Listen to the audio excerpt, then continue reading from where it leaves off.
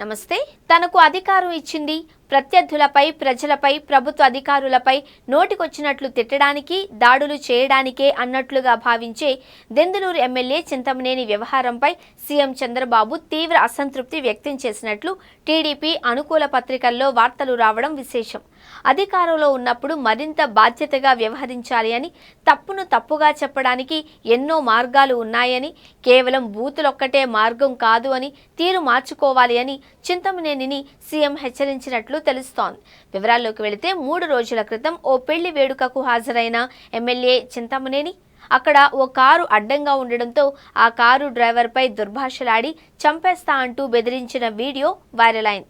దీంతో సంజాయిషి ఇచ్చేందుకు మీడియా ముందుకొచ్చిన చింతమనేని తన తప్పు లేదు అని వాదిస్తూ తాను తిట్టడానికి గల కారణం అబ్బయ్య చౌదరి కారు డ్రైవర్ అని వివరణ ఇచ్చారు. అయితే అదే సందర్భంలో వైసీపీ నేతలపై నీచంగా మాట్లాడడంతో ఈ వివాదం మరింత ఎక్కువైంది. తప్పు చేసిన వైసీపీ వారిపై కేసులు పెట్టడం వల్ల పరిస్థితి మరింత రగిలిపోయింది. కాగా ఇప్పటికే కూటమి మంత్రులు, ఎమ్మెల్యేలపై అధికార పత్రికలే అవినీతి ఆరోపణలపై కథనాలు రాస్తున్నాయి. కొన్ని చోట్ల నాయకుల ఆగడాల వీడియోలు బయటకొస్తూ ఉన్నప్పుడు సీఎం చంద్రబాబు వారిని హెచ్చరిస్తున్నారు.